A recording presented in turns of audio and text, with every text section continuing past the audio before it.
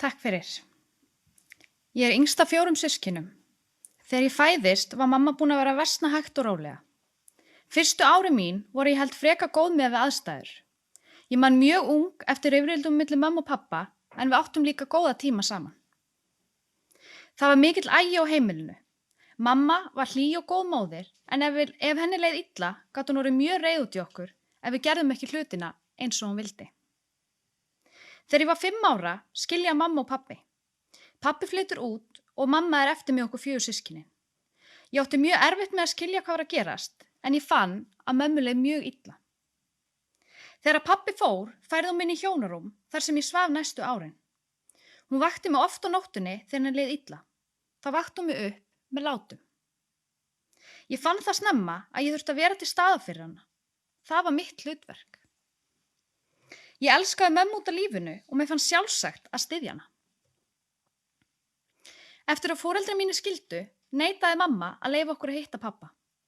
Hún reyndi eins og hún gat að forðast það og það liði oft margir mánuðir þar sem ég sá hann ekki. Ef hún samþykkti að senda okkur yfir til hans, sagði hún yfirleitt að ég væri veik svo ég gæti ekki komið.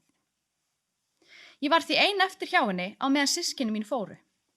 Hún sagði við mig að hann væri vondur maður og hún var að vernda mig. Ég fann á þessum tíma að mig langaði að hitta pappa. Það var svo langt síðan ég sá hann.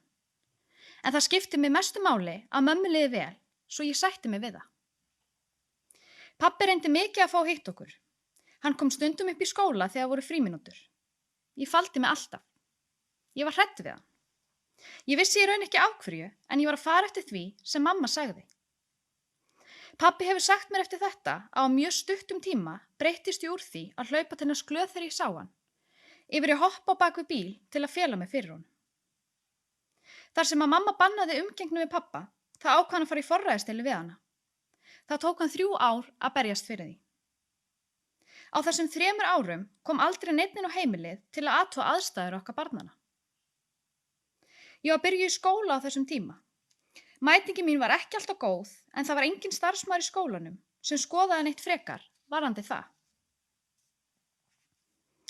Á þessum 3 árum áttaði ég mig aldrei á því að mamma væri veik.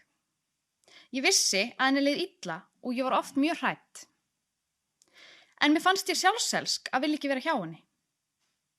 Það er margt sem að gerðist á þessum tíma sem ég man ekki eftir. En ég veit að það gerðist margt sem að ekkert barn á að upplifa. Ég var stanslaust hrædd og vissi aldrei hverjum ég átti að treysta. Mamma var með miklar ranghugmyndir og ég fór með henni inn í þann heim. Hún gat reiðst mjög illa og stundum læst hún inn í herbyggi. Ég lærði það fljótt að gera allt sem ég gat til að henni liði vel.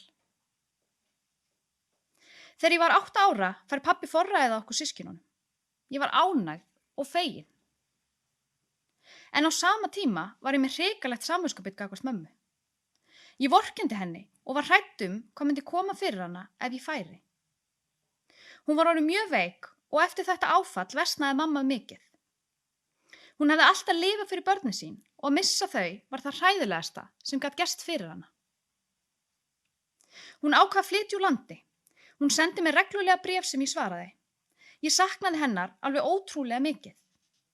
Ég skildi ekki á þessum tíma af hverju ég mátti ekki hitta hana. Nokkrum mánuðum eftir þetta kemur hún heim. Ég man hvað ég var ánægð að sjá hana.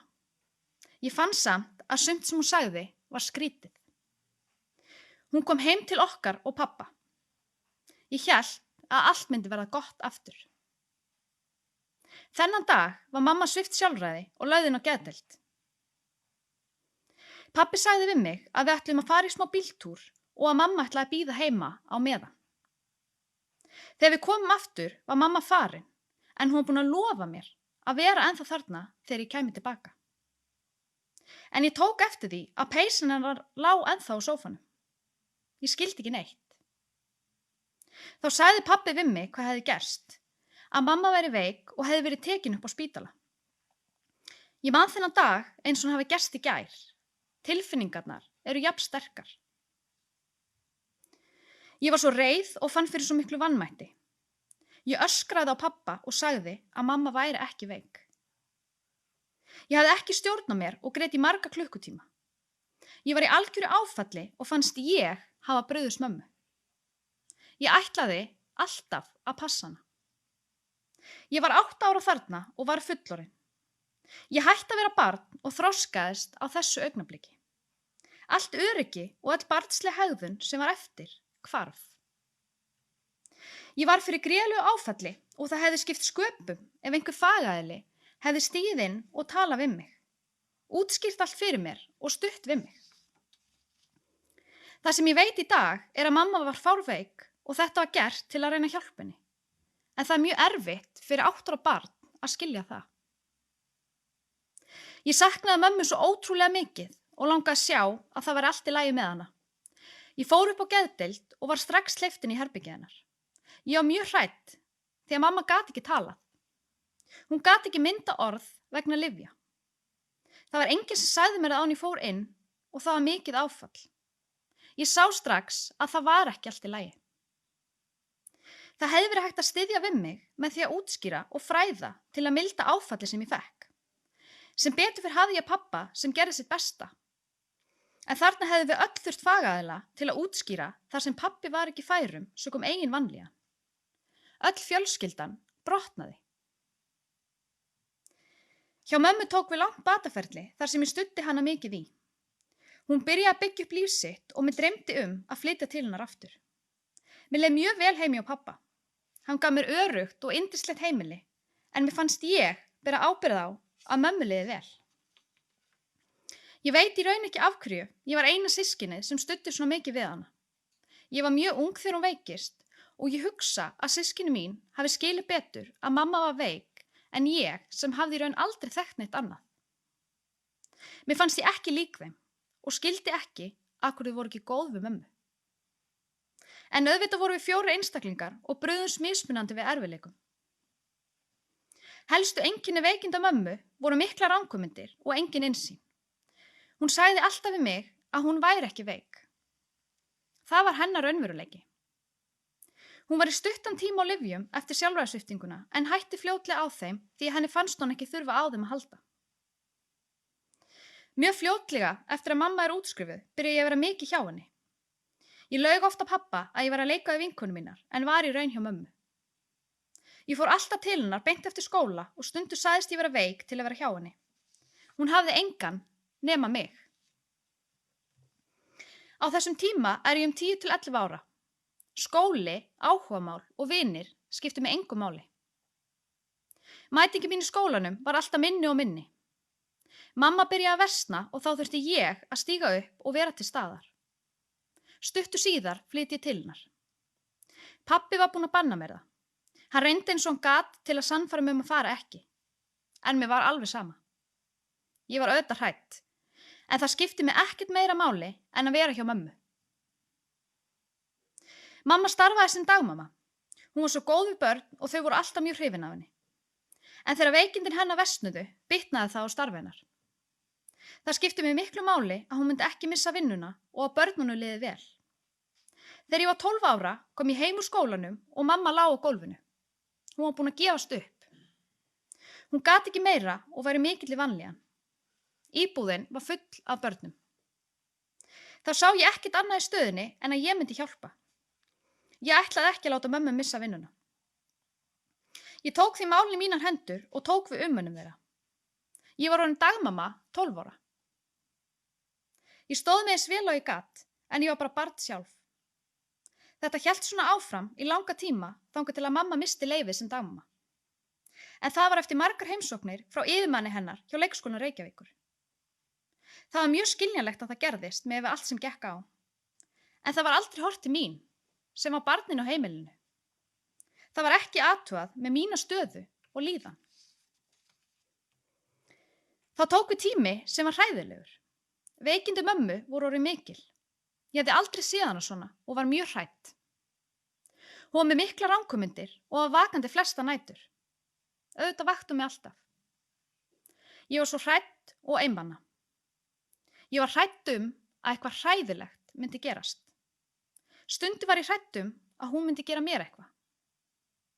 Ég vissi hún elskaði mig en stundu náði ég ekki sambandi við hana og fannst hún ekki vera mamman sem ég þekkti. Hún heyrði hluti sem ég heyrði ekki. Hún upplifði hluti heima sem ég upplifði ekki. Hún var stundu vissum að ég var að taka þátt í að eyðileggja líf hennar. Ég reyndi eins og ég gat að sannfæra að þetta væri ekki rétt. En enginn var búinn að kenna mér að bregðast við þessu. Ég vissi ekki hvað þetta segja eða gera til að henni liði betur. Með tímanum lærði ég að bregðast rétt við, en það tók mig langan tíma. Það hefði verið mjög mikilvægt á þessum tíma að ég hefði haft einhvern sem geti leiðbent mér og sem ég geti leita til þegar ég var hrædd. Ég vildi ekki segja pabba hvað var að gerast þó að hann væri alltaf góð við mig. Ég var bara svo hrædd að ég er tekin frá mömmu. Ég vildi ekki tala við skólafélaga eða kennara því ég skammaðist mín svo hrikalega fyrir það sem var að gerast heima. Eftir andvöku nætur með fárveika mömmu þá hefði ég engan kraft til að stunda skóla. Það leið oft marga vikur þar sem ég mætti ekki. Mamma hringdi mín veika og yfirleitt var pabbi ekki látinn vita. Þegar ég mætti í skólan var ég skömmu fyrir slæma mætingu og að læra ekki heima. Það spurði mig enginn hvort það væri eitthvað að. Út af þessu viðhorfi sem ég upplifði í skólanum fór ég að kvíða því mikið að mæta. Ég var nefnilega ótrúlega skynsöm og klár stelpa og mér fannst erfitt að vera flokkuð sem óþekk og lélegur nemandi. Ég vildi frekar sleppa því alveg að mæta. Það hefði skipt miklu máli á þessum tíma í mínu lífi að skólinn væri minn griðastaður. Þegar ég var orðin 14 ára fór ég að taka meiri ábyrgð á mömmu og reyna mitt besta að berjast fyrir henni. Hún lenti mjög oft í útistöðum við fólk og ég var alltaf mætt til að bjarga málunum. Oft kom ég mér í hættulegar aðstæður en ég sýndi aldrei hræðslu. Ég var hugrökk og tilbúin að gera allt til að hjálpa mömmu. Ég hafði samband við lækninn hennar, skyldmenni og alla sem mér datt í hug að geta hjálpað. Ég fór að leita efni á netinu til að fá útskýringar á veikindum hennar en skildi lítið þar sem ekkert efni var ætlað börnum. Ég var orðin sérfræðingur í hennar veikindum en ég vissi samt ekki hvað veikindi það voru. Mér vantaði að einhver myndi tala við mig, segja mér sannleikann og vera til staðar fyrir mig. Þó að mamma vildi ekki hjálp, þá vildi ég það. En af því að mamma vildi það ekki, þá virtist það vera útilokað fyrir mig. En ég virkilega þráði það. Mér dreymdi að hitta einhvern sem að skildi mig og gæti látið mig finnast ég ekki vera ein. Á þessum tíma hafði ég miklar áhyggjur af henni og var alltaf með hnút í maganum þegar ég kom heim. Ég vissi aldrei hvað ástand hún var í eða hvað var búið að gerast á meðan ég var í burtu. Ég byrjaði að leita til fagaðila. Ég fór og hitti geðlækninn hennar og hringdi nokkrum sinnum upp á geðdeild. Ég vissi ekkert hvað ég átti að gera. Ég upplifði alltaf að ég væri að trufla. Ég þráði að heyra einhvern segja að hann ætlaði að hjálpa mér og að ég væri ekki ein. En ég fekk aldrei að heyra það. Ég upplifði mig eina í heiminum. Á hverju einasta kvöldi hugsaði ég að svipta mig lífi. Mér fannst það eina leiðin út af þessum hræðilega heim sem ég bjó í. En það sem stoppaði mig var svo hugsun að mamma gæti ekki lifað án mín. Ég varð að þrauka fyrir hana. Eftir margra ára baráttu var mamma aftur svipt sjálfræði. Þá var ég 17 ára. Sama dag og það gerist, brotna ég niður. Ég var búin að harka af mér í mörg ár. Mín leið til að finna stjórn í þessum aðstæðum var ádröskun. Ég veikist mjög alvarlega og viðtaka 5 ár þar sem ég hvarf inn í heim ádröskunar. Allt í einu var ég orðin svo veika. Ég var komin inn á geðdeild. Eftir ég næ bata þurfti ég horfast í augu við það að ég var orðin fullorðin. Ég sá ekki heiminn eins og vinkonur mínar. Ég dreymdi ekki að gifta mig og eignast börn. Ég sá lífið sem hræðilegt verkefni sem ég þyrfti að komast í gegnum. Ég upplifði mikla sorg að ég ekki mömmu eins og aðrir. Þó hún hafi alltaf verið veik, þá var ég alltaf jafn sár og vonsvikin því ég fann að hún gat ekki verið mamma eins og vinkonur mínar áttu. Ég þurfti að syrgja þá hugmynd að eiga eðlilegt mæðgnarsamband og viðurkenna að ég hef í raun alltaf verið foreldri í okkar sambandi. Ég bar ennþá ábyrgð á mömmu þó ég var ekki barn lengur. Það samt annað að vera fullorðin í þessum aðstæðum. Þá hefur maður alltaf sýn og þroska til að takast á við þær. En það kom svo tímapunktur í mínu lífi þar sem ég þurfti að sætta mig við að ég gæti ekki lækna mömmu. Það var ekki í mínum höndum. Ég fór mjög brotin út í lífið og ég vissi að það var nauðsynlegt fyrir mig að vinna úr sárum minningum og æskunni til að geta átt hamingjuríkt líf. Æskan mín einkenndist af einmanaleika, skömm, hræðslu og kvíða og ég tel að það hefði hjálpað mér ótrúlega mikið ef ég hefði haft einhvern að tala við sem væri með mér í liði. Einhvern sem gæti hlustað án þess að láta mig líða eins og ég var að trufla. Ég var orðin fullorðin mjög ung en það var ennþá komið fram við mig eins og barn. En vegna aðstæðna þurfti ég á því að halda að mér yrði leiðbeint og sýndur stuðningur. Ég er komið mjög langt í því bataferli í dag, en ég tel að það muni taka mig alla ævi að vinna úr þessu. Í dag get ég sagt að ég er þakklát fyrir þetta stóra og erfiða verkefni sem ég fekk. Það hefur gefið mér einstaka sýn á veikindi og gefið mér styrk, hugrekki og þrautseigju sem ég hefði annars ekki. Ég sé lífið öðruvísi en margir og kann að sjá það fallega í einstaklingum sem eru mjög veikir. Ég get sýnt öðrum samkennd og upplifa þær sársauka án þess að taka það inn á mig. Mamma hefur gefið mér svo margt gott og við eigum líka góðar og dýrmætar minningar saman.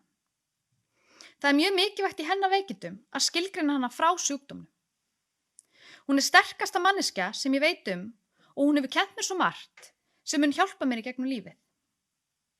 Að lokum vil ég þakka ykkur fyrir að hlusta á mig. Þið hafið látið draum lítilla stelpu rætast sem að dreymdi það alla sín æsku að einhver myndi hlusta. Takk fyrir mig.